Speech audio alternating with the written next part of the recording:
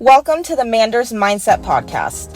Here you'll find both monologue and interviews of entrepreneurs, coaches, healers, and a variety of other people, where your host Amanda Russo will discuss her own mindset and perspective and her guest mindset and perspective on the world around us. Manders and her guests will help explain to you how shifting your mindset will shift your life. Hey. Welcome to another episode of Manders Mindset. Where has the time gone? It is already Monday, September 25th. We're at the end of September. We are nearing the end of the year. And I wanted to take this time to talk about one of my biggest role models and someone who has personally changed my life in one of their modalities that they created. My biggest role model is a woman by the name of Rachel Hollis. She's a New York Times bestselling author, motivational speaker, podcast host, mom, you name it, she's done a lot of it. I read a book by Rachel Hollis called Go Wash Your Face, and I could not recommend it enough. Now, I first read this book back in 2019. I read this, I want to say September sometime, and I learned a lot. It taught me a lot about myself, and it helped me grow a lot. Now, in the book, Rachel Hollis discusses something she calls the 5 to Thrive. Now, that is 5 things that she recommends doing every single day in order to thrive, in order to become and work towards striving to be the best version of yourself. Now, she also suggests doing these 5 to Thrive during the last 90 days of the year. So that being all of October, all of November, and all of December. Because so many people make all of these plans and all of these goals and resolutions for the new year. And then as time slowly goes on, things slowly wear down. It's slowly harder to keep up with the resolutions of the new year. So by kickstarting it before, it's getting you in the groove even before the new year begins. Why wait? Why wait till Monday? Why wait till the new week? Why wait till tomorrow? You'll be waiting forever. So today. So that brings me in to the 5 things. Rachel Hollis did create her own brand, the Start Today Foundation. You guys can look that up. She is actually also relaunching her Start Today podcast that will be re-released this coming October 1st. So I'm super excited for that. I'll put a link to that in my show notes as well. I'm a big fan of her. Everything she preaches has truly helped change my life, physically, mentally, emotionally, and mark my words, y'all. It'll be a while from now, but there will be one day when I interview Rachel Hollis for my podcast. So stay tuned. Stay tuned for that day. So I'm going to tell y'all the 5 things. Now, I started doing these back in 2019, and I noticed a big, significant shift in my life in a lot of areas. So the first thing is waking up 1 hour earlier than you normally would. Now, she stresses the importance of utilizing an hour every single day for yourself, for you time. Maybe that's reading. Maybe that's meditating. Maybe that's yoga. Whatever that is for you. Maybe that's watching your favorite TV show on Netflix before the kids wake up. It doesn't necessarily have to be this mindful practice. It can be anything. It's time for you specifically.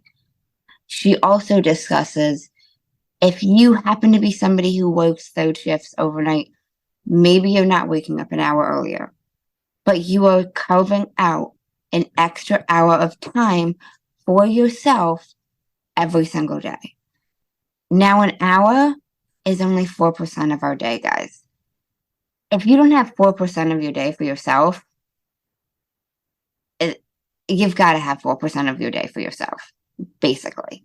So, and by me doing this just helped me find time to prioritize myself more and doing something that I wanted to do, regardless of what the thing was. Even if it was just relaxing and doing nothing, taking an hour to just be chill, to not have to be anywhere, to not have to be doing anything, whatever it may be. But spending an hour every single day on you. Do you do that now? Every day? I bet a lot of us don't. So, number 2, drink half of your body weight in ounces of water. So, for example, if you're 120 pounds, that would be a minimum of 60 ounces every single day. More, even better, but a minimum of half your body weight. Now, water consumption is great for a lot of things, even your skin. And I'm no doctor, y'all, but there are so much research out there about how water helps a lot of stuff. So, yeah, increase your water intake. I could say that forever. So, Lexa just heard me and she wants me to repeat that. So, in case you didn't hear me, you need to increase your water intake. Okay, that was number 2. Number 3, give up one food category for 30 days that you know you should not be eating or is not great for you. You're having a hard time resisting it more so. And now she recommends being specific. We're not going to be super broad and say junk food. It's going to be more specific to cookies or something that you're having a hard time and not consuming right now. And Rachel Hollis also discusses you're not giving up this food item in terms of a diet or to restrict yourself, or it's not a punishment. It's to show yourself that you can go 30 days without something, whatever that may be. You can do that for almost anything. And I've even incorporated in my life where I've done it with other things, even besides food. She has suggested it could even be alcohol. Maybe it's cigarettes. Maybe it's a social media platform. Something that you are consuming. She does initially say food, but something that you are consuming that's not great for you, that your consumption, needs to be reduced. We're going to give that up for 30 days. So that is number 3. Number 4 is you're going to write down a minimum of 5 things every single day that you're grateful for. You can approach this a few different ways. You can do it 5 things in general that you're grateful for every day, which is great in itself. But Rachel Hollis also discusses the power, and this is what I recommend, as does she, and the benefit in focusing on finding things to be grateful for within the last 24 hours or very recent, because you're doing this every day. So even the small little things, the nice comment that the mailman said to you when you walked out to get the mail, the fact that the person in front of you paid for your coffee at Dunkin' Donuts this morning. And you are bound to pay more attention to the positive moments that happen throughout the day, because you're writing down 5 things you're grateful for every single day. Normally it's something I start my morning with, and it's 5 things you're grateful for every day. So if you're writing that down every day, you're going to spend your day paying more attention and taking notice more so of the good things, of the things that make you go, oh, I'm thankful for that. Wow, I'm glad they did that. Wow, this makes me happy. You're going to notice them more. And it's going to boost your mental health, your happiness, your self-esteem, all of that. There is so much power in gratitude, guys. Again, I could talk about that forever. But yeah, expressing what you're grateful for, it's proven, is bound to produce more. You're bound to, it's just, you can't expand from a place of unworthiness, ungratefulness, lack thereof, lack of abundance. So gratitude helps with that. There is always, always something to be grateful for, even if it's something super, super small. Y'all, the fact that you're able to listen to this podcast, you got something to be grateful for, because not everybody even has the ability to do so. You have a phone, a computer, something that you are able to play this and listen to this on, or even watch this on if you're seeing me on YouTube. So there's gratitude. There's things to be grateful for if you take the time to take notice. And the last thing, and now this is something I'm super strong and super passionate about, number 5. And this is actually what kickstarted my fitness journey, my weight loss journey, my big life shift, honestly. For those of you who don't know me and haven't known me that long, I used to be super overweight. I lost about 70 pounds total the past couple years. And it was this one specific thing in the 5 to Thrive that was my first step out the door. And this is move your body for at least 30 minutes every single day. And Rachel Hollis says this quote, and she preaches it. And I could not agree with anything more, honestly. She says, move your body, change your mind. And I experienced that firsthand. So I started doing the 5 to Thrive that October of 2019. And now I didn't even have a gym membership at the time. I was super overweight.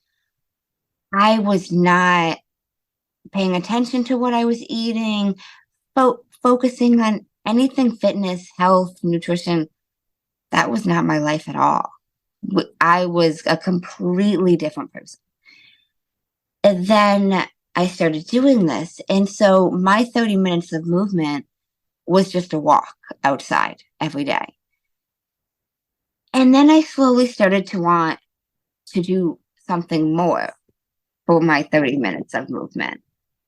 Well, the universe heard me, and I happened to get an email from a gym about doing a 2-week trial.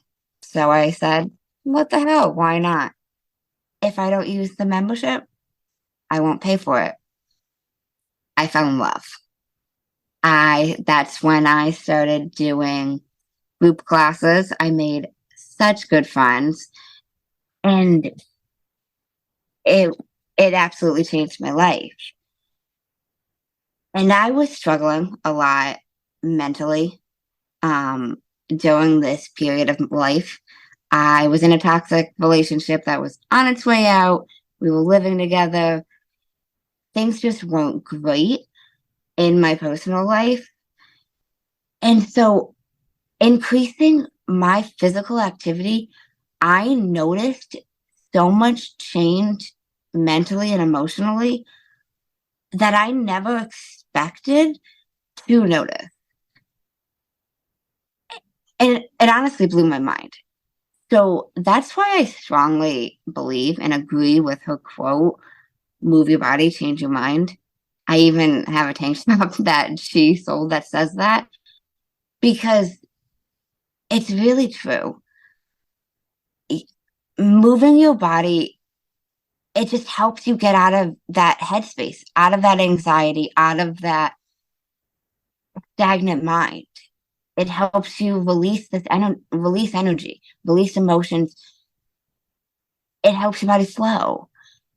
And a lot of people, in my eyes, often think when they hear move your body, be more active, it's you should go to the gym. That's not necessarily the case. And I don't think that's the case for everybody either. Even like if you've listened to some other episodes, you've heard me and some guests discuss. I don't think the gym and bench pressing your weight is for everybody, or squatting super heavy is for everybody either. But I think movement and being active is. Whether that's going for a walk, whether that's even if you're wheelchair bound, moving your upper body in ways that you're able to. It even makes me think back a little bit to a time when my Mimi, before she passed away, now she was bedbound, but she wouldn't want to lay all day. She'd have me help her sit up so she could move her body a little bit, and she wasn't in the same position all day. So it's even something that small, whereas you are moving your body. You are not staying in the same position. You're letting it flow. I don't know a better way to say it than to let it flow, y'all. But move your body, change your mind. So, yeah, I challenge y'all to give the 5 to Thrive a try this last 90 days.